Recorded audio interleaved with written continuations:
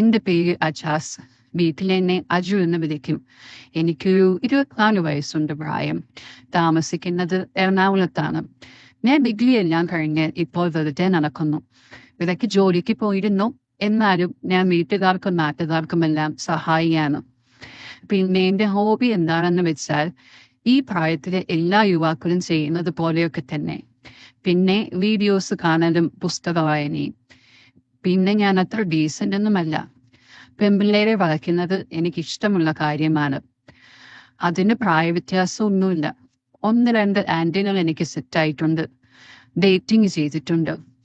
ആദ്യം ഒരു ധന്യാൻറ്റി, പിന്നെ എൻ്റെ ചങ്കായി മാറിയ ദീപാൻറ്റി. കാണാൻ വലിയ കുഴപ്പമില്ലാത്തത് കൊണ്ട് നല്ല അനുഭവമായി ജീവിതത്തിൽ ഉണ്ടായിട്ടുണ്ട്. നല്ലൊരു ഫുട്ബോൾ കളിക്കാരനാണ് ഞാൻ. എനിക്ക് സ്വന്തമായി പെങ്ങളൊന്നുമില്ല. പിന്നെ ഒരു കസിൻ പെങ്ങളുണ്ട്. റുക്സാന എന്നാണ് അവളുടെ പേര്. എൻ്റെ അമ്മായിയുടെ മക്കളാണ്. 1 കിലോമീറ്റർ ഗ്യാപ്പിലാണ് വീടെങ്കിലും ഞങ്ങൾ ഒരുപാട് കാണാറില്ല.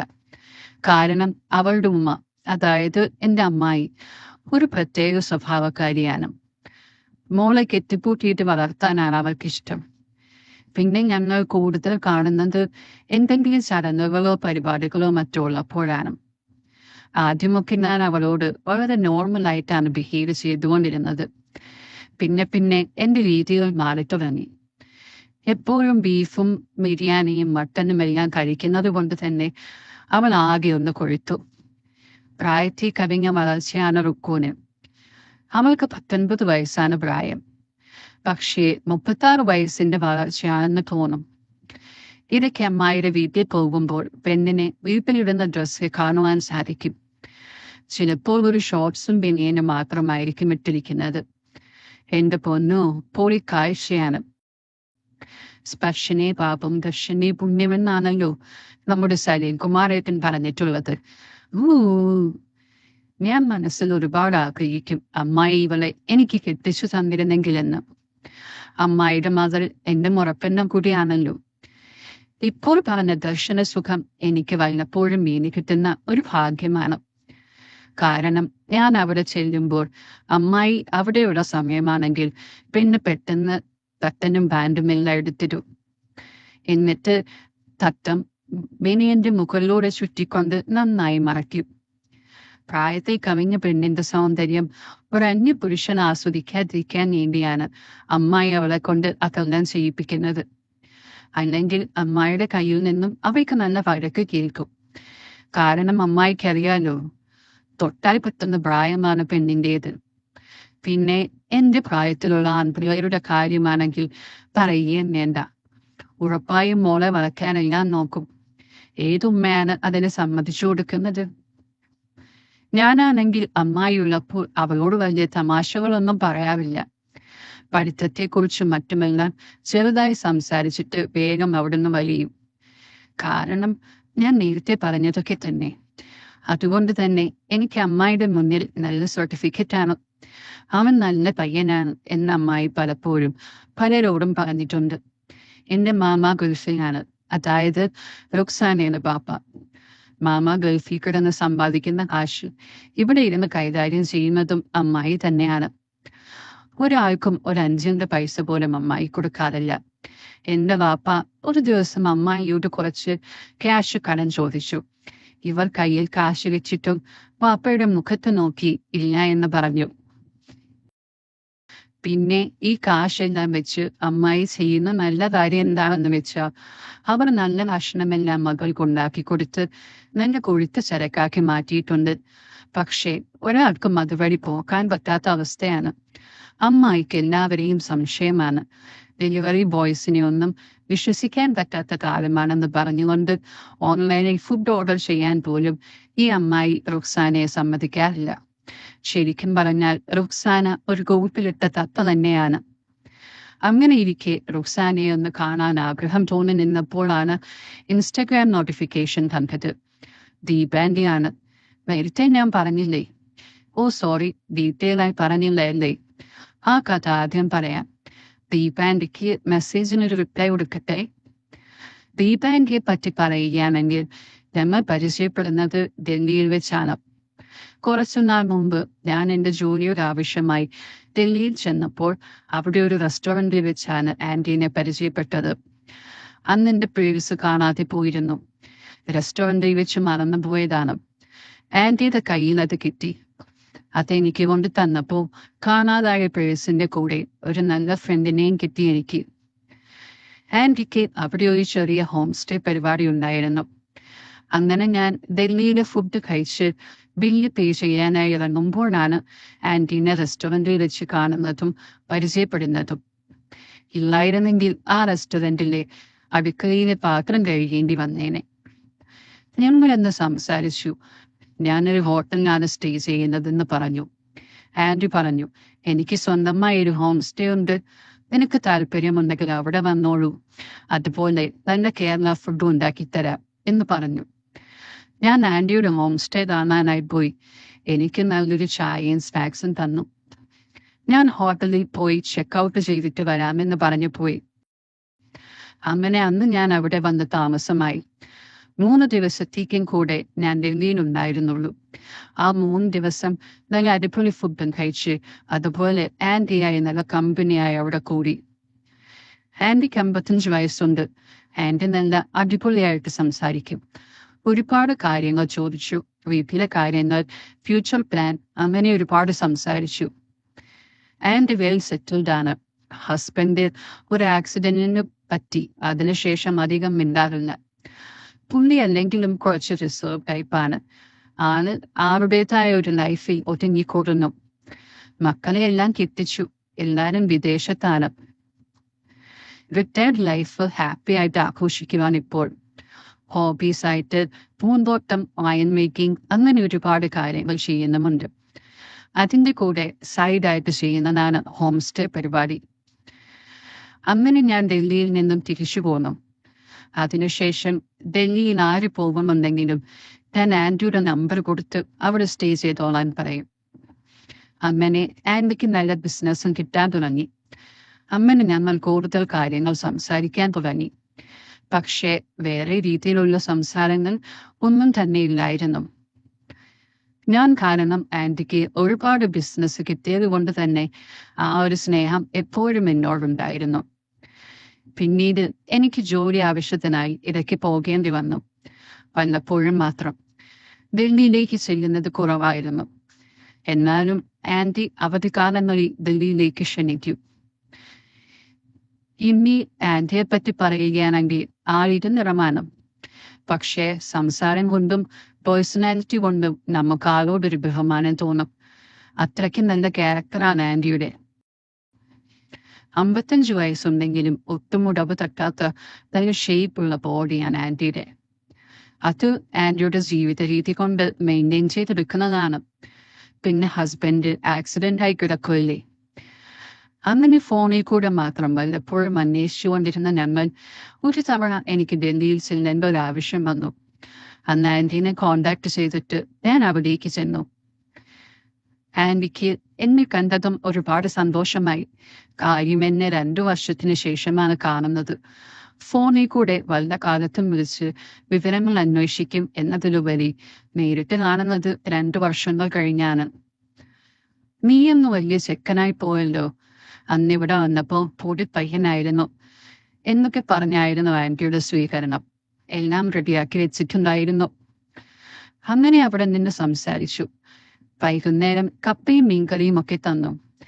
അതിനുശേഷം ഞാൻ യാത്രാക്ഷീണം മാറ്റാനായി കുറച്ചു നേരം ഉറങ്ങി. ഒരു 7 മണിയായപ്പോ ആൻറ്റി എന്നെ വിളിച്ചുണർത്താനായി വന്നു. അങ്ങനെ നമ്മൾ അവിടെ ഇരുന്ന് കുറെ നേരം സംസാരിച്ചു. അങ്കിൾ ആ ടൈമിൽ പുറത്ത് നടക്കാനായി പോയേക്കുമായിരുന്നു. അങ്ങനെ ആൻറ്റിയുടെ വിശേഷങ്ങളെല്ലാം അന്വേഷിച്ചു. എന്നും ഒരേ വിശേഷം തന്നെ. പൂന്തോട്ടം നോക്കുക, അങ്കിളിനെ നോക്കുക, അങ്ങനെയുള്ള കാര്യങ്ങൾ തന്നെ. അപ്പോൾ ഞാൻ തമാശ രൂപേണയായി ആൻറ്റിയോട് പറഞ്ഞു, ഡൽഹിയിലല്ലേ താമസിക്കുന്നത് ആൻറ്റി? ഡേറ്റിംഗ് വെബ്സൈറ്റിലേക്ക് കയറി ചുമ്മാ പുതിയ ആൾക്കാരെയൊക്കെ കണ്ട് സംസാരിക്കത്തില്ലായിരുന്നോ എന്ന് ചോദിച്ചു.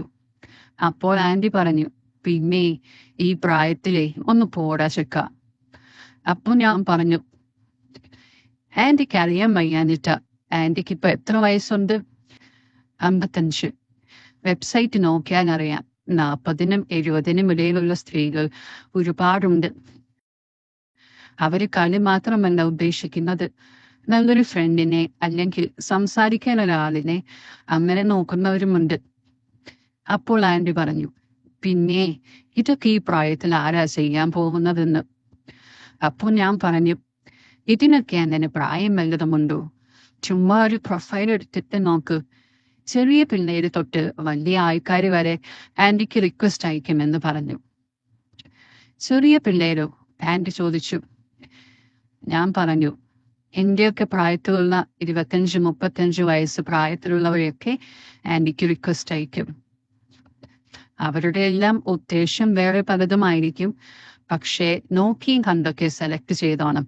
വിശ്വസിക്കാൻ പറ്റുന്ന ആൾക്കാർ കുറവാണ്. അപ്പോൾ ആൻറ്റിക്ക് ഒരു അതിശയമായിരുന്നു, 25 വയസ്സുള്ള ആളുകളൊക്കെ ഈ പ്രായമായി എന്നെ നോക്കുമോ എന്ന്. അപ്പോഴാണ് ഞാൻ ശരിക്കും ആൻറ്റിയെ ശ്രദ്ധിച്ചത്. അതുവരെ തോന്നാത്ത എന്തോ ഒരിത് എനിക്ക് ആൻറ്റിയോട് തോന്നി തുടങ്ങി. ഞാൻ മൊത്തത്തിലൊന്ന് നോക്കി. ആൻറ്റിയുടെ ഒരു ബോഡി ലാംഗ്വേജ് അപ്പോഴാണ് ഞാൻ ശ്രദ്ധിക്കുന്നത്. ഞാൻ പറഞ്ഞു, അതൊക്കെ ഓരോരുത്തരുടെ ഇഷ്ടം പോലെ ഇരിക്കും. ചിലർക്ക് പ്രായം ഒരു പ്രശ്നമല്ല, ചിലർ നോക്കും. ഞാൻ അങ്ങനെ നോക്കുന്ന കൂട്ടത്തിലൊന്നുമല്ല. ജീവിതം ഒന്നേയുള്ളൂ, അത് എൻജോയ് ചെയ്ത് ജീവിക്കുന്നതാണ് എനിക്കിഷ്ടം എന്ന് ഞാൻ പറഞ്ഞു.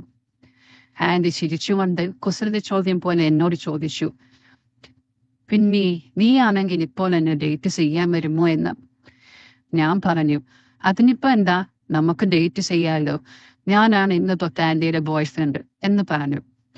ആൻറ്റി തോടസർക്ക് അവിടുന്ന് എന്ന് പറഞ്ഞ് കളിയാക്കി. അപ്പോൾ ഞാൻ വിട്ടുകൊടുത്തില്ല. ബോയ് ഫ്രണ്ടിനോട് ഇങ്ങനെയാണോ പറയുന്നത്? സ്നേഹത്തോട് സംസാരിക്കൂ ദീപക്കുട്ടി.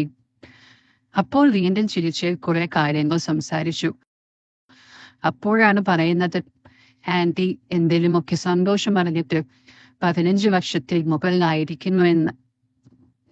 ഞാൻ പറഞ്ഞു, സിറ്റുവേഷൻ എനിക്ക് മനസ്സിലാവും ആൻറ്റി, അത്രയും കാര്യമായില്ലേ അങ്കിളിനെ നോക്കുന്നേ. കാര്യം പുള്ളി അങ്ങനെ ഒരുപാട് സംസാരിക്കുന്നില്ല. ആക്സിഡന്റിന് ശേഷം തീരെ സംസാരം കുറവാണ്. ഞാനിപ്പോ നടക്കുന്ന കാര്യങ്ങൾ പറഞ്ഞെന്നേ ഉള്ളൂ. ഇഷ്ടമുണ്ടെങ്കിൽ ചെയ്താൽ മതി, അതല്ലാതെ ഇതൊന്നും നിർബന്ധമുള്ള കാര്യങ്ങളൊന്നുമല്ലല്ലോ.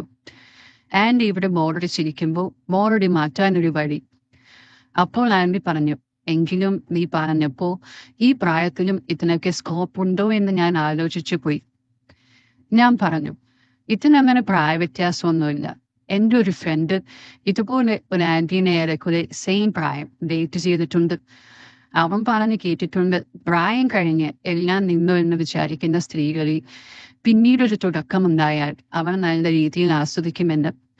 ഒരുമാതിരിപ്പെട്ട ആൻറ്റിമാരൊക്കെ ഒറ്റപ്പെടൽ കൊണ്ടുള്ള ഡിപ്രഷനൊക്കെ കാരണം മനസ്സുകൊണ്ട് മാത്രം പ്രായമാകുന്നവരാണ്. അങ്ങനെ ഞങ്ങൾ ഡീപ്പായിട്ടുള്ള കുറച്ച് കാര്യങ്ങൾ സംസാരിച്ചു. ഇതിനിടയിൽ ഞാൻ കുസൃതി കാട്ടി ആൻറ്റിയോട് പറഞ്ഞു, ബോയ് ഫ്രണ്ടിന് എന്താ ഇന്ന് രാത്രിയിൽ ഉണ്ടാക്കിയിരിക്കുന്നേ? കെട്ടിപ്പിടിച്ചൊരു ഉമ്മയൊക്കെ താടി. ആൻറ്റി തമാശ രൂപത്തിൽ തല്ലാനൊക്കെ വന്നു. പക്ഷേ ആൻറ്റിക്ക് ഈ പ്രായത്തിലും ഇതൊക്കെ നടക്കും എന്ന് കേട്ടപ്പോൾ ഒരു എക്സൈറ്റ്മെന്റ് ഞാൻ മുഖത്ത് കണ്ടു. ഒരുപാട് കാര്യങ്ങൾ ഇങ്ങനെ ചോദിച്ചു. ഞാൻ പറഞ്ഞു, ആസ്വദിക്കാൻ മനസ്സുണ്ടെങ്കിൽ പ്രായം ഒരു പ്രശ്നമല്ല എന്ന്. ആൻറ്റി നോക്കുന്നെങ്കിൽ നോക്കിക്കൂ, നല്ല കുറെ ഫ്രണ്ട്സിനെ കിട്ടും. പിന്നെ വിശ്വസിക്കാൻ പറ്റുന്നവരുമായി എന്തെങ്കിലും ആവണമെങ്കിൽ ആവാം എന്ന് ചിരിച്ചുകൊണ്ട് ഞാൻ പറഞ്ഞു. അപ്പോൾ വീണ്ടും എന്നോട് ചോദിച്ചു, ഈ ചെറിയ പയ്യന്മാർക്ക് എന്താ ആൻറ്റിമാരോട് ഇത്രയും ഇഷ്ടമെന്ന്.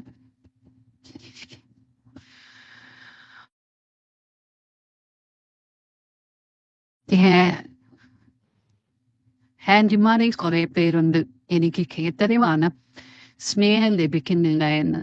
പിന്നെ അവരുടെ പ്രശ്നമായി കേൾക്കാൻ ആളില്ലാത്തതും ഓപ്പണായി പറയാൻ നല്ലൊരു സുഹൃത്തില്ലാത്തതുമാണ് പലർക്കും പ്രശ്നം എന്നെനിക്ക് തോന്നിയിട്ടുണ്ട്. ഈ ഒരു അവസ്ഥ നമ്മളിൽ ചില ചെക്കന്മാർക്കുമുണ്ട്. ആത്മാർത്ഥമായി പ്രണയിക്കാൻ ചിലപ്പോൾ പെൺപിള്ളേരെ കിട്ടില്ല. പക്ഷേ വേറെ പലതിനും റെഡിയാണ് ഇന്നത്തെ പെൺപിള്ളേരിൽ പലരും. എല്ലാവർക്കും പണം മാത്രം മതി എന്ന പോലെയാണ്. നമ്മളെ പോലുള്ള ചില ആൺകുട്ടികളും സ്നേഹിക്കാനും സ്നേഹിക്കപ്പെടാനും മനസ്സുകൊണ്ട് കൊതിക്കുന്നവരാണ്. സൗഹൃദം എന്നത് മനോഹരമായൊരു അനുഭൂതിയാണ്. അതിൽ തന്നെ ഒരാൾക്ക് പ്രിയപ്പെട്ടതാവുക എന്നത് പറഞ്ഞറിയിക്കാൻ കഴിയാത്ത അനുഭവമാണ്. പിന്നെ ആൻറ്റിമാരാകുമ്പോൾ ഒരു പ്രത്യേക ലുക്കും ഫീലുമൊക്കെ, അതുപോലെ ആഗ്രഹങ്ങളും. അത് കേട്ടതും ആൻറ്റി പൊട്ടിച്ചിരിച്ചു. അപ്പോ ഞാൻ വീണ്ടും തമാശ രൂപേണ പറഞ്ഞു, എന്താ കള്ളി ഇങ്ങനെ ചിരിക്കുന്നത്? അപ്പോൾ എന്നെ തല്ലാനായി ആൻറ്റി മുന്നോട്ടാഞ്ഞതും കാല് തെന്നി എന്റെ ദേഹത്തേക്ക് വീണു.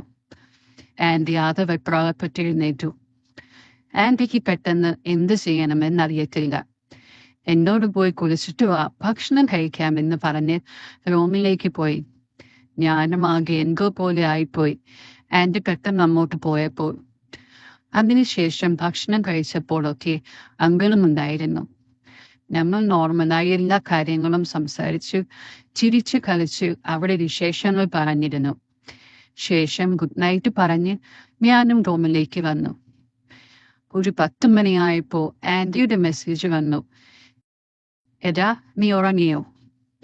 ഞാൻ പറഞ്ഞു, ഇല്ല ആൻറ്റി, എന്ത് പറ്റി? ആൻറ്റി പറഞ്ഞു, ഓ ഒന്നുമില്ലടാ, ചുമ്മാ അയച്ചതാ. അപ്പോൾ ഞാൻ ചോദിച്ചു, എന്താ പരിപാടി? ഡേറ്റിംഗ് ആപ്പിൽ അങ്കിൾമാരെ സെർച്ച് ചെയ്യുകയാണോ? ആൻറ്റി, പോടാ അവിടുന്ന്, നിനക്ക് നല്ല അടി തരും. ഞാൻ പറഞ്ഞു, അതെനിക്ക് കുറച്ചു മുന്നേ കിട്ടിയായിരുന്നല്ലോ, അങ്ങനെയാണെങ്കിൽ ഇനിയും തന്നോളൂ. ആൻറ്റി, എടാ സോറി, എന്റെ കാല് തെന്നിയപ്പോ അറിയാതെ വീണതാ. ഞാൻ, അത് സാരമില്ല, ഇനിയും വീഴാൻ ഞാൻ പ്രാർത്ഥിക്കാം. ആൻറ്റി, ഈ ചെക്കന്റെ കാര്യം പോയി കിടന്നുറങ്ങടാ. ഞാൻ പറഞ്ഞു, ഓ ഞാൻ പൊക്കോളാവേ, ഞാൻ പോയാലല്ലേ സൈറ്റിൽ കയറി അങ്കിൾമാരെ സെർച്ച് ചെയ്യാൻ പറ്റുള്ളൂ. എന്നെ ബോയ്ഫ്രണ്ട് ആയിട്ടൊന്നും വേണ്ടല്ലോ, ഞാൻ പോവാ. ആൻറ്റി, ഓ ഈ ചെറുക്കനെ കൊണ്ട് ഞാൻ തോറ്റു. ഞാൻ നിന്റെ ദേഹത്തേക്ക് വീണത് എനിക്ക് പെട്ടെന്ന് എന്താ ചെയ്യേണ്ടതെന്ന് അറിയാണ്ടായിപ്പോയി. അതുകൊണ്ടാണ് ഞാൻ പെട്ടെന്ന് റൂമിൽ നിന്നും പോയത്.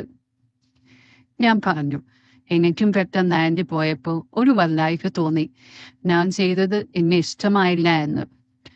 ആൻറ്റി, ഇഷ്ടക്കുറവിൻ്റെ അല്ലടാ, ഈ പ്രായത്തിൽ ഇനി അതൊന്നും ശരിയാവില്ല. ഞാൻ, ആൻറ്റി, ലൈഫ് ഒന്നേ ഉള്ളൂ. ആൻറ്റിക്ക് എൻജോയ് ചെയ്ത് ജീവിക്കാനുള്ള എല്ലാ അവകാശവുമുണ്ട്. Anti റിട്ടയർഡായി well സെറ്റിൽഡാണ്. മക്കളുടെ കാര്യങ്ങളെല്ലാം തീർന്നു. ഇനി ഇഷ്ടമുള്ള പോലെ പരാതികളില്ലാതെ ജീവിക്കുക. ഞാൻ ആൻറ്റീനെ ഒരു കാര്യത്തിന് ഫോഴ്സ് ചെയ്യുന്നതല്ല. ഇത്രയും നാളും ഞാൻ ആൻറ്റീനെ വേറൊരു രീതിയിൽ കണ്ടിട്ടുമില്ല. പക്ഷെ ഇന്നെല്ലാം സംസാരിച്ചു കഴിഞ്ഞപ്പോൾ എനിക്ക് ആൻറ്റിയോട് അട്രാക്ഷൻ തോന്നി. ആൻറ്റി, പോടാ, നിനക്ക് എന്നോട് അട്രാക്ഷൻ തോന്നാനും മാത്രം എന്തുവാ ഉള്ളത്? അട്രാക്ഷൻ തോന്നാൻ നിനക്ക് എന്നെപ്പോലുള്ള കിളവിയെ കിട്ടിയുള്ളൂ. ഞാൻ, ആൻറ്റി, ഇത്രയും നാളും ഞാൻ ആൻറ്റീനെ വേറൊരു രീതിയിലും കണ്ടിട്ടില്ല. ഒരു ബഹുമാനമായിരുന്നു. ബഹുമാനം ഇപ്പോഴും ഉണ്ട്. എന്നാൽ ഇന്ന് നമ്മളെല്ലാം സംസാരിച്ച് ആൻറ്റിയുടെ കാര്യങ്ങളൊക്കെ കേട്ടപ്പോൾ ഞാൻ ആൻറ്റീനെ ശ്രദ്ധിച്ചു. എന്ത് ശ്രദ്ധിച്ചു? എല്ലാ കാര്യങ്ങളും. ആൻറ്റി, എന്താ ഇത്ര ശ്രദ്ധിക്കാനുള്ളത്? ഞാൻ എന്ത് കൽപ്പിച്ചങ്ങ് പറഞ്ഞു. ആൻറ്റി ഈ പ്രായത്തിൽ സൂപ്പറാണ് കാണാൻ. ആൻറ്റി, എന്തൊക്കെയാണ് ഈ ചെക്കൻ പറയാനെ? നീ എന്നെ കളിയാക്കാതെ പോയേ. ഞാൻ, ആൻറ്റി, ഞാൻ സത്യമാ പറഞ്ഞത്. ആൻറ്റി വേണമെങ്കിൽ കണ്ണാടിയുടെ മുന്നിൽ പോയി ഒന്ന് ഷേപ്പൊക്കെ നോക്ക്. നല്ല നല്ല ഡ്രസ്സിങ്ങിൽ ആൻറ്റി വന്ന് ആർക്കും കഷടിച്ചു പോകും ആൻറ്റിയോട്. അതുകൊണ്ടാണ് എനിക്കും അങ്ങനെ ഒരു അട്രാക്ഷൻ തോന്നിയത്. കുറച്ചു നേരം ആൻറ്റി ഒന്നും മിണ്ടിയില്ല. ഞാൻ വീണ്ടും മെസ്സേജ് അയച്ചു. ആൻറ്റി ഉറങ്ങിപ്പോയോ? ആൻറ്റി, ഇല്ല, ഞാൻ ആലോചിക്കുകയായിരുന്നു. ഓരോ കാര്യങ്ങൾ നീ പറഞ്ഞത് ശരിയാണ്, ലൈഫ് ഒന്നേ ഉള്ളൂ. പക്ഷേ ഞാൻ, ഒരു പക്ഷേയുമില്ല. ആൻറ്റിക്ക് ഇതൊക്കെ എൻജോയ് ചെയ്യാൻ പറ്റും, സംശയമുണ്ടോ? ആൻറ്റി, എനിക്കറിയില്ല, ഞാൻ ഇങ്ങനെയൊന്നും ആലോചിച്ചിട്ട് പോലുമില്ല. ആൻറ്റി മെസ്സേജ് അയച്ചു. പോടാ, പോയി കിടന്നുറങ്ങാൻ നോക്ക്, സമയം ഒരുപാടായി. ശരി എന്നാ, ഗുഡ് നൈറ്റ്. ഞാനോ ഇപ്പം നിരാശയോടെ പറഞ്ഞു. ആ സൂപ്പർ, വിളിച്ചു വരുത്തി ഇലയിട്ടിട്ട് ചോറില്ല എന്ന് പറഞ്ഞ പോലെയായി. എന്തായാലും കൊള്ളാം, ഗുഡ് നൈറ്റ്. ആൻറ്റി ചിരിക്കുന്ന ഒരു സ്മൈലി അയച്ചിട്ട് പോയി. ഞാനാണെങ്കിൽ ആൻറ്റിയോട് സംസാരിച്ച് നല്ല മൂഡിലായിരിക്കുകയായിരുന്നു. എന്നാ പിന്നെ എന്തെങ്കിലും കണ്ട് ഒന്ന് നേരം പറഞ്ഞേക്കാം എന്നോർത്ത് ഫോണിൽ കുത്തിക്കൊണ്ടിരുന്നപ്പോ ഡോറിൽ ഒരു തട്ടൽ കേട്ടു. ഞാൻ തുറന്നപ്പോ ആൻറ്റി ഡോറിന്റെ ഫ്രണ്ടിൽ. എനിക്ക് മനസ്സിൽ എന്തെന്നില്ലാത്ത സന്തോഷമായിരുന്നു. ഞാൻ ചോദിച്ചു എന്ത് പറ്റിയെന്ന്. അപ്പോൾ പറഞ്ഞു, ഒന്നുമില്ല, ഉറക്കം വന്നില്ല. നീ ഉറങ്ങിയില്ലല്ലോ, അതുകൊണ്ട് ചുമ്മാ താഴത്തേക്ക് വന്നതാണ്. അങ്ങനെ നമ്മൾ വീണ്ടും ബെഡിൽ വന്നിരുന്നു. വീണ്ടും ഞങ്ങൾ സംസാരം തുടർന്നു. ആൻറ്റി ഒരു നൈറ്റിയായിരുന്നു വേഷം. ആൻറ്റിയെ കണ്ടപ്പോൾ തന്നെ എനിക്ക് എന്തോ ഒരു സന്തോഷം തോന്നി. പക്ഷേ ഞാനത് മുഖത്ത് കാണിച്ചില്ല. വീണ്ടും ഞങ്ങൾ പഴയ ടോപ്പിക്കിലേക്ക് തന്നെ വന്നു. ആൻറ്റി ചോദിച്ചു, നിനക്ക് എങ്ങനെയാ ഇതൊക്കെ അറിയാവുന്നേ? നീ ഇതിനു മുന്നേ ആരെയെങ്കിലുമായി ഡേറ്റ് ചെയ്തിട്ടുണ്ടോ? ഞാൻ പറഞ്ഞു, ഉണ്ട്. എൻ്റെ ആദ്യത്തെ ഡേറ്റിംഗ് ഒരു 47 വയസ്സുള്ള ഒരു ആൻറ്റിയുമായിട്ടായിരുന്നു. പേര് ധന്യ. ആൻറ്റി എന്നെ മിഴിച്ചു നോക്കി. ഞാൻ തുടർന്നു, ആ ആൻറ്റിയുടെ ഹസ്ബൻഡ് ഭയങ്കര വർക്കഹോളിക് ആയിരുന്നു. കെയറിങ് ഒന്നുമില്ല. കുറച്ചു നേരം സംസാരിക്കുക കൂടിയില്ല. ധന്യാൻ്റെ ആണെങ്കിൽ എല്ലാവരുമായി സോഷ്യലായി ഇടപഴകുന്ന ആളാണ്. അങ്കിൾ റിസർവ്ഡ് ടൈപ്പാണ്. ഞങ്ങൾ കൂട്ടായി ശരിക്കും എൻജോയ് ചെയ്തു. ദൂരെയുള്ള ബീച്ചിൽ പോയി, സിനിമ കാണാൻ പോയി. ശരിക്കും കാമുകന്മാരെ പോലെ കടൽ തീരത്തിരുന്ന് കടലെ കുറിച്ചു. അങ്ങനെ ഒരുപാട് കാര്യങ്ങൾ ചെയ്തു. ഇടയ്ക്ക് സമയം കിട്ടുമ്പോൾ ആൻറ്റി എന്നെ ഇപ്പോഴും വിളിക്കാനുണ്ട്. ആൻറ്റിയുടെ മുഖം എന്തു പറയണമെന്നറിയാതെ എന്തോ ആലോചിച്ചുകൊണ്ടിരുന്നു. ഞാൻ തട്ടി വിളിച്ചു, ഇത് ഏത് ലോകത്താ എന്ന് ചോദിച്ചു. ആൻറ്റി പറഞ്ഞു, ഒന്നുമില്ലടാ, ഞാൻ ഓരോന്ന് ആലോചിച്ചിരുന്നതാ. ഞാനൊരു കാര്യം ചോദിച്ചാ സത്യം പറയോ? എന്താടാ? ആൻറ്റി ചോദിച്ചു. ആൻറ്റിക്ക് ഞാനുമായി ഡേറ്റിംഗ് ചെയ്യണമെന്ന് തോന്നുന്നുണ്ടോ? നീ പോടാ അവിടുന്ന്, അങ്ങനെയൊന്നുമില്ല. നീ എന്റെ മക്കളെക്കാൾ ഇളയതാ. ഞാൻ, പ്രായമാണ് പ്രശ്നം, അല്ലാതെ ആഗ്രഹത്തിന് കുറവൊന്നുമില്ലല്ലേ? ആൻറ്റി, പോടാ, അങ്ങനെയൊന്നുമില്ല. ഞാൻ, ആൻറ്റി, പ്രായത്തിന്റെ പ്രശ്നം നോക്കണ്ട, ഞാൻ നിർബന്ധിക്കുന്നുമില്ല. പക്ഷേ ആൻറ്റി ഇപ്പൊ സ്വയം വന്നാലും ചോദിച്ചു നോക്കിയാൽ അറിയാം ആൻറ്റിയുടെ ആഗ്രഹം എന്തുമാത്രമുണ്ടെന്നുള്ളത്. ആൻറ്റി, നീ പറഞ്ഞത് ശരിയാ. എനിക്ക് ആകെ മൊത്തം ബോഡിയിലൊരു ചേഞ്ച് തോന്നുന്നുണ്ട്. എനിക്കറിയില്ല എന്താ ചെയ്യേണ്ടതെന്ന്. ഞാൻ പറഞ്ഞു, ആൻറ്റി പേടിക്കൊന്നും വേണ്ട. ഇതെല്ലാം കേട്ടപ്പോ ആൻറ്റിക്കുള്ളിലൊരു തോന്നലുണ്ടായി. പക്ഷേ മക്കളെക്കാൾ പ്രായം കുറഞ്ഞ ഒരാളുടെ കൂടെയാണല്ലോ ഇതെല്ലാം പറയുന്നത് ആലോചിച്ചപ്പോഴുള്ളൊരു ബുദ്ധിമുട്ടാണ്. എനിക്ക് ഓക്കെയാണ്. ആൻറ്റിക്ക് ബുദ്ധിമുട്ടാണെങ്കിൽ ചെയ്യണ്ട. അല്ലെങ്കിൽ റൂമിൽ പൊക്കോ, അവിടെ പോയിരുന്ന് എന്തെങ്കിലുമൊക്കെ ചെയ്ത് നോക്ക്. ഞാൻ എന്തിനും ഓക്കെയാണ്. ആൻറ്റി പറഞ്ഞു, നീ പറയുന്നതൊക്കെ എനിക്ക് മനസ്സിലാവുന്നുണ്ട്. പക്ഷേ എനിക്കിതൊന്നും പറ്റില്ല. എന്തോ ആകെ ഒരു ബുദ്ധിമുട്ട് പോലെ. ഇത് പറയുമ്പോൾ ആൻറ്റിയുടെ ശ്വാസഗതി കൂടുന്നുണ്ടായിരുന്നു. പെട്ടെന്ന് ഉമ്മയുടെ അച്ചു എന്ന് വിളി വന്നു. ഞാൻ ഓർമ്മകളിൽ നിന്നുണർന്നു. ഒരു കാര്യമുണ്ട്. മാമ ഗൾഫിൽ നിന്നും നാട്ടിലോട്ട് വന്ന ഒരു കൂട്ടുകാരന്റെ കയ്യിൽ കുറച്ച് സാധനങ്ങൾ കൊടുത്തു വിട്ടിരുന്നു. അയാളുടെ വീട് കോഴിക്കോടാണ്. വേറെ ആരെങ്കിലും ഈ സാധനം മേടിക്കാൻ പറഞ്ഞു വിട്ടാൽ അതിന്റെ ഒരു പങ്ക് അവർക്കും കൊടുക്കേണ്ടി വരുമല്ലോ എന്ന കാരണത്താൽ അമ്മായി തന്നെ ആ സാധനങ്ങൾ മേടിക്കാൻ വെളുപ്പിനെ പുറപ്പെട്ടു. ആര് വന്നാലും വാതിൽ തുറക്കരുത്, എന്തുണ്ടെങ്കിലും അപ്പോൾ തന്നെ വിളിക്കണം. അങ്ങനെ 100 കൂട്ടം കാര്യങ്ങൾ പറഞ്ഞു കൊടുത്തിട്ടാണ് റുക്സാനയെ വീട്ടിൽ തനിച്ചാക്കിക്കൊണ്ട് അമ്മായി എവിടെയെങ്കിലും പോകുന്നത്. ഉമ്മ വീട്ടിൽ കുറച്ച് പായസം ഉണ്ടാക്കിയത് അമ്മായിക്ക് കൊണ്ട് കൊടുത്തേക്കെന്നും പറഞ്ഞ് എന്നെ അങ്ങോട്ട് അയച്ചു. ഞാൻ അവിടെ ചെന്ന് ബെല്ലടിച്ചപ്പോ റുക്സാനും സനയും കൂടി ആരാണ് പുറത്തുനിന്ന് നോക്കുന്നത് കണ്ടു. അത് കണ്ടപ്പോൾ തന്നെ എനിക്ക് മനസ്സിലായി അമ്മായി ഇവിടെ ഇല്ല എന്ന്. എന്നെ കണ്ടപ്പോൾ തന്നെ റുക്സാന വളരെ സന്തോഷത്തോടെ വന്ന് ഡോറ് തുറന്നു. ആ ഇക്കാക്ക ആയിരുന്നോ? വാ, അകത്തോട്ട് കയറി വാ. ഇവിടെ ഇരിക്കെ. ഇക്കാലത്ത് ഷാർജ ഷേക്ക് വേണോ? ഞാനത് ഉണ്ടാക്കാൻ പോകുമായിരുന്നു. ഇതെന്താ കയ്യില്? ഞാൻ റുക്സാന പറഞ്ഞ പകുതി കാര്യങ്ങൾ കേട്ടു. ബാക്കി പകുതി കേട്ടില്ല. കാരണം എന്റെ നോട്ടം അവളിലായിരുന്നു. സാധാരണ പെണ്ണുങ്ങൾ വീട്ടിലിടുന്ന പോലത്തെ പാവാടയും ബനിയനും തന്നെയാണ് ഇവിടെ ഇട്ടിരിക്കുന്നത്. എന്നാലും എന്തൊരു സുന്ദരിയാണ് ഇവള്. അവൾ ഒരു 5 മിനിറ്റ് കഴിഞ്ഞപ്പോഴേക്കും ഷാർജ ഷെയ്ക്കുമായിട്ട് വന്നു. ഞാൻ ചോദിച്ചു, അമ്മ എവിടെ പോയേക്കുവാടി? റുക്സാന, ഉമ്മച്ചി കോഴിക്കോട് പോയിരിക്കുകയാണ് ഇക്കാക്ക. ഞാനിത് ഇക്കാക്കാനോട് പറഞ്ഞെന്ന് പറയണ്ടാട്ടോ. ആരെങ്കിലും വീട്ടിൽ വന്നു കഴിഞ്ഞാൽ ഉമ്മച്ചി സാധനമേ മേടിക്കാൻ മാർക്കറ്റിൽ പോയിരിക്കുകയാണ്, കുറച്ച് കഴിയുമ്പോൾ തന്നെ വരും എന്നൊക്കെ പറയാനാ എന്നോട് പറഞ്ഞിരിക്കുന്നത്. ഉമ്മച്ചി ഇനി വരുമ്പോ എന്തായാലും രാത്രിയാവും. ഇക്കാക്ക വന്നത് നന്നായി. ഞാൻ ആരും മിണ്ടാനില്ലാതെ ബോറടിച്ചിരിക്കുകയായിരുന്നു. ഇത്രയും കേട്ടപ്പോ തന്നെ എന്റെ മനസ്സ് എട്ടുപൊട്ടി. ഇന്ന് മുഴുവൻ ഇവളുടെ കൂടെ ഇരുന്ന് കൊച്ചു വർത്താനങ്ങൾ പറയാം, എല്ലാം കൺകുളിർക്കെ കണ്ട് ആസ്വദിക്കാമെന്നാലോചിക്കുമ്പോ തന്നെ കുളിര് കോരുന്നു.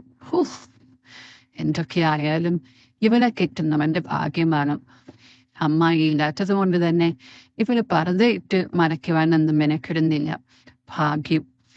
പിന്നെ മുട്ടിന് കുറച്ചു മുകളിൽ നിൽക്കുന്ന പഴയൊരു പാവാടയും പിന്നെ ഒരു ലൂസ് ബനിയനുമാണ് ഇട്ടിരിക്കുന്നത്. ഇവൾക്കൊരു ടൈറ്റ് ബനിയൻ ഇട്ടുകൂടെ? ചിലപ്പോ ഇവളുടെ തള്ള വീതിച്ചു കൊടുക്കാനുണ്ടായിരിക്കും. ഞാൻ ചോദിച്ചു, നീ ഇവിടെ എന്ത് വിളിക്കായിരുന്നു? വെറുതെ ടിവിയും കണ്ടിരിക്കുകയായിരുന്നു ഇക്കാക്ക. ബോറടിച്ച് ചാകുമായിരുന്നു. ഇക്കാക്ക ഇന്നെനിക്ക് സമൂസ ചാറ്റ് മേടിച്ചു തരൂ. ഉമ്മ വന്നാ പിന്നെ അതിന് സമ്മതിക്കില്ല. ഇപ്പൊ വേണ്ട, വൈകുന്നേരം മതി. അതിനെന്താ, മേടിച്ചു തരാം. ഉമ്മാനോട് പറയണ്ടാട്ട ഇക്കാക്ക. അതും പറഞ്ഞുകൊണ്ട് പെണ്ണിന്റെ അടുത്ത് വന്നിരുന്നു. ഇക്കാക്ക, എനിക്ക് ഇക്കാക്കാരുടെ ഫോൺ തരൂ.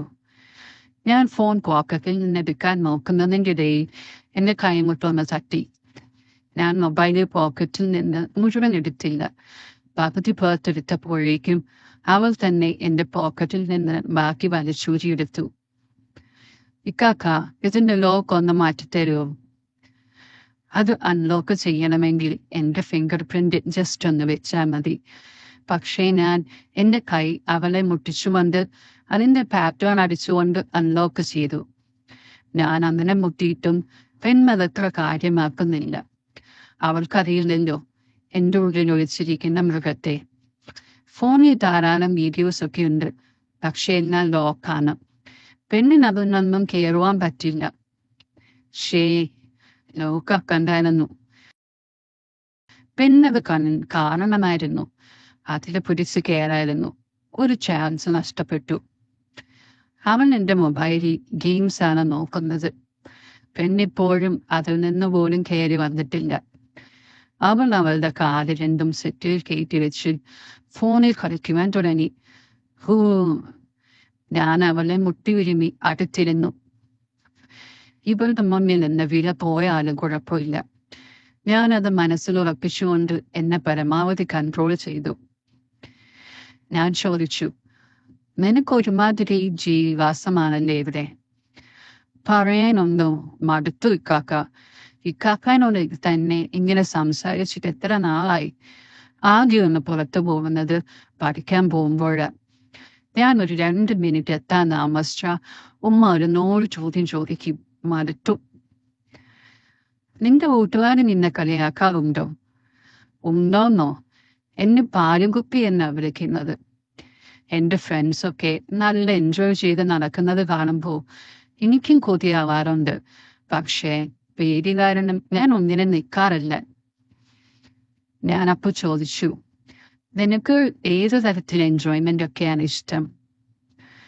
എനിക്ക് ബീച്ചിൽ പോകണമെന്നും സിനിമയ്ക്ക് പോകണമെന്നും ഒക്കെയുണ്ട്. പിന്നെ എൻ്റെ ഫ്രണ്ട്സ് അവളുമാരുടെ ബോയ്ഫ്രണ്ടായിട്ട് കറങ്ങാൻ പോകാറുണ്ട്. എനിക്കും ഒരു ബോയ്ഫ്രണ്ടിനെ വേണമെന്നുണ്ട്. ഉമ്മ അറിഞ്ഞാൽ എന്നെ മയ്യത്തെടുക്കും. ഇവളുടെ സംസാരം കേട്ടിട്ട് ഇവൾക്ക് വലിയ ലോകപരിചയമൊന്നുമില്ലാന്ന് എനിക്ക് മനസ്സിലായി. ഇവളുടെ പ്രായത്തിലെ പിള്ളേര് കാണിക്കുന്നതൊക്കെയാണ് വലിയ കാര്യങ്ങൾ എന്ന് മനസ്സിലാക്കി വെച്ചിരിക്കുകയാണ് ഇവൾ. ഞാൻ കുറച്ച് കാര്യങ്ങൾ സംസാരിച്ച് പെണ്ണിനെ മൂടാക്കിയെടുക്കാൻ പറ്റുമോ എന്നൊന്ന് ട്രൈ ചെയ്യാമെന്ന് കരുതി. ഇവളൊന്ന് വാങ്ങി കിട്ടിയാൽ തന്നെ എനിക്ക് പിന്നെ വേറൊന്നും വേണ്ട. എന്തായാലും ബോയ്ഫ്രണ്ട് ഗേൾഫ്രണ്ട് എന്ന ടോപ്പിക്കിൽ പിടിച്ച് കയറി നോക്കാം. ഞാൻ ചോദിച്ചു, ഓ നിനക്കങ്ങനെ ബോയ്ഫ്രണ്ട് ഒന്നും ഇല്ലല്ലോ, ഞാൻ കരുതി നിനക്കുണ്ടാവുമെന്നാണ്. അപ്പോ മോളുടെ കാര്യങ്ങളൊന്നും നടക്കുന്നില്ലല്ലോ. ഞാൻ പറഞ്ഞത് എന്താണെന്ന് മനസ്സിലാവാത്ത രീതിയിൽ അവൾ എന്നെ നോക്കി. എന്നിട്ട് എന്നോട് ചോദിച്ചു, എന്തൊട്ട് കാര്യങ്ങളാണ് കാക്ക? അതൊന്നും നിനക്കറിയില്ലേ? വളരെ കഷ്ടം തന്നെ നിന്റെ കാര്യം. നീ ഏത് ലോകത്താ ജീവിക്കുന്നത്? അമ്മായി വെറുതെ നിന്റെ ജീവിതം നശിപ്പിക്കുകയാണ്. ഈ പ്രായത്തിൽ എല്ലാവരും എൻജോയ് ചെയ്യുന്നതൊന്നും നിനക്ക് കിട്ടുന്നില്ല. അവൾ ഒരു സങ്കടം നിറഞ്ഞ മുഖഭാവത്തിൽ എന്നെ നോക്കി. എന്നിട്ട് എന്നോട് പറഞ്ഞു, ഞാൻ എന്ത് ചെയ്യാനായി കാക്ക? ഉമ്മ എന്നെ ഒരു കാര്യത്തിനും പുറത്തോട്ട് പോലും വിടാറില്ല. അതുകൊണ്ട് തന്നെ എനിക്ക് കുറെ കാര്യങ്ങളൊന്നും അറിയില്ല. എന്റെ ഫ്രണ്ട്സും എന്നെ കളിയാക്കാറുണ്ട്. ഞാനൊരു പാൽക്കുപ്പിയാണെന്നും എനിക്കൊന്നും അറിയില്ല എന്നും പറഞ്ഞു. ഈ പെണ്ണിനെ ഈ ഒരു റൂട്ടിൽ കൂടെ കൊണ്ടുപോയി എന്തെങ്കിലുമൊക്കെ ഇന്ന് നടത്തിയെടുക്കാൻ പറ്റുമെന്ന് എനിക്കൊരു വിശ്വാസം വന്നു തുടങ്ങി. ഞാൻ പറഞ്ഞു, നിനക്ക് ബോയ്ഫ്രണ്ട് ഒന്നും ഇല്ലാത്ത സ്ഥിതിക്ക് ഈ പ്രായത്തിലെ പെണ്ണുങ്ങൾക്ക് കിട്ടേണ്ട പല ഫീലിങ്സും നീ അറിഞ്ഞിട്ടുണ്ടാകാൻ സാധ്യതയില്ല. ചിലപ്പോ നിന്റെ ഫ്രണ്ട്സ് എല്ലാം അതൊക്കെ എൻജോയ് ചെയ്തിട്ടുണ്ടാവും. ഇതൊന്നും അറിയാതെ എന്ത് ജീവിതമാണ് റുക്സാന? എനിക്ക് നിന്റെ ഉമ്മാനോട് ദേഷ്യം വരുന്നുണ്ട്. പാവം നീ, നിന്റെ ജീവിതം ഈ 4 ചുമരിന്റെ ഉള്ളിൽ ഒതുങ്ങിപ്പോയല്ലോ. അവളുടെ മുഖമെല്ലാം സങ്കടം കൊണ്ട് ശരിക്കും മാറി വരുന്നുണ്ട്. ആകെ ഒരു നിസ്സഹായ അവസ്ഥ. നിനക്ക് ഞാൻ നേരത്തെ പറഞ്ഞ ഫീലിങ്സ് എന്തൊക്കെയാണെന്ന് അറിയാൻ താല്പര്യമുണ്ടോ? തൽക്കാലം നിന്റെ ഉമ്മ ഒന്നും അറിയാതെ നോക്കിയാൽ മതി. ഇല്ല കാക്ക, ഇക്കാക്ക ഇവിടെ വന്ന കാര്യം പോലും ഞാൻ ഉമ്മാനോട് പറയില്ല. എനിക്ക് കൂടി അതെന്താണെന്ന് ഒന്ന് പറഞ്ഞതായി കാക്ക. ഈ പാലും കുപ്പി എന്നുള്ള വിളി കേട്ട് എനിക്ക് മടുത്തു. അത് കേട്ടപ്പോൾ തന്നെ എന്റെ ഉള്ളിലെ മൃഗം ഉണർന്നു. ഈ ഒരു കാര്യം വെച്ച് ഇന്ന് ഞാൻ മുതലെടുക്കും, ഞാൻ മനസ്സിൽ കരുതി. ഞാൻ പറഞ്ഞു, ഞാൻ നിനക്ക് കുറച്ച് കാര്യങ്ങൾ പറഞ്ഞും ചെയ്തും കാണിച്ചുമെല്ലാം മനസ്സിലാക്കി തരാം. അല്ലാതെ ഇപ്പോ വേറെന്ത് ചെയ്യാനാ? അല്ലെങ്കിൽ നീ ജീവിതകാലം മൊത്തം ഒരു പാൽക്കുപ്പി തന്നെയായി പോകും. ഇതൊന്നും തൽക്കാലം വേറെ ആരും അറിയണ്ട. ശരി കാക്ക. നമ്മളിപ്പോ ഒരു ബോയ്ഫ്രണ്ടും ഗേൾഫ്രണ്ടും ആണെന്ന് നീ മനസ്സിൽ സങ്കല്പിക്കണം. ഞാനിപ്പോ നിന്റെ ബോയ്ഫ്രണ്ടാണ്. നീ ആരെങ്കിലും ഹഗ് ചെയ്തിട്ടുണ്ടോ? ഇല്ല. നീ അതുപോലും ഇതുവരെ ചെയ്തിട്ടില്ലേ? എന്തോന്ന് ജീവിതമാണടി നിന്റെ? ഇതിപ്പോ എനിക്ക് പണിയായല്ലോ. തുടക്കം മുതലേ നിന്നെ എല്ലാം പറഞ്ഞ് മനസ്സിലാക്കണമല്ലോ. മിക്കവാറും നിന്റെ ഫ്രണ്ട്സ് എല്ലാം ഇതൊക്കെ ചെയ്തതാണ്. ശരിയാണ് കാക്ക. എൻ്റെ ഒരു ഫ്രണ്ട് എന്നോട് പറഞ്ഞിട്ടുണ്ട്, അവൻ അടുത്തുള്ള ഒരു പയ്യനെ കിസ്സടിച്ചിട്ടുണ്ടെന്ന്. നിന്റെ പ്രായത്തിലുള്ള പിള്ളേര് എം വരെ അടിക്കുന്നു. അപ്പോഴാ അതെന്തായി കാക്ക എം? ഒന്നുമില്ല, എല്ലാം മനസ്സിലാ. ആദ്യം ബാലപാഠമായി പഠിക്കുക, എന്നിട്ട് ഡിഗ്രിയുടെ ടോപ്പിക്ക് പഠിക്കുക. ഞാൻ പറഞ്ഞു, ഒരു റുക്സാന പറഞ്ഞു. എന്നാലും എൻ്റെ കൂട്ടുകാരൊക്കെ ലൈഫ് എൻജോയ് ചെയ്യുന്നത് കാണുമ്പോ ഞാനും അത് തന്നെയാ പറഞ്ഞത്. ഇത്രയും പ്രായമായിട്ടും നീ അതുപോലും ചെയ്തിട്ടില്ലേ എന്ന്. ഞാൻ പോലും എൻ്റെ പെണ്ണുങ്ങളെ ഹഗ് ചെയ്തിട്ടുണ്ടല്ലോ. ആരെങ്കിലും ഹഗ് ചെയ്ത് നമ്മുടെ സങ്കടങ്ങൾ ഷെയർ ചെയ്ത കുറെ റിലാക്സേഷൻ കിട്ടും. ആണോ? നീ എന്തായാലും ആ വാതിൽ ലോക്ക് ചെയ്യേ. ഞാൻ നിനക്കത് കാണിച്ചു തരാം. അല്ലാതെ ഇപ്പൊ എന്ത് ചെയ്യാന്? നിനക്ക് മനസ്സിലാക്കി തരേണ്ടേ അതെന്ത് ഫീലിംഗ് ആണെന്ന്. അവൾ വേഗം പോയി ഡോർ ലോക്ക് ചെയ്തിട്ട് എൻ്റെ അടുത്ത് വന്നിരുന്നു. ഇരിക്കേണ്ട, നമുക്ക് എണീറ്റ് നിൽക്കാം. അതാണ് നിന്നെ പറഞ്ഞ് മനസ്സിലാക്കി തരാനും പഠിപ്പിക്കാനും എളുപ്പം. ശരി. ഞാൻ പറഞ്ഞു, ഇങ്ങോട്ട് വാ, നന്നായിട്ട് എൻ്റെ അടുത്ത് വന്ന് നിൽക്ക്. അപ്പോ ഈ സ്റ്റോറിയുടെ ബാക്കി പോർഷൻ ടെലിഗ്രാമിനുണ്ട്. എല്ലാവരും അത് കയറി നോക്കുക. എന്നിട്ട് നിങ്ങൾക്ക് അത് ഇഷ്ടപ്പെടുകയാണെങ്കിൽ ഈ വീഡിയോയുടെ താഴെ അത് കമൻറ്റ് ചെയ്യുക, വീഡിയോ ലൈക്ക് ചെയ്യുക. പിന്നെ അതുപോലെ തന്നെ നമ്മുടെ ചാനൽ കാണുന്നവർ സബ്സ്ക്രൈബ് ചെയ്യാൻ മറക്കരുത്. ആ സബ്സ്ക്രൈബ് ബട്ടൺ കൂടെ ഒന്ന് ക്ലിക്ക് ചെയ്യുക. അപ്പോൾ നമുക്ക് ഉടനെ വേറൊരു വീഡിയോ ആയിട്ട് കാണാം.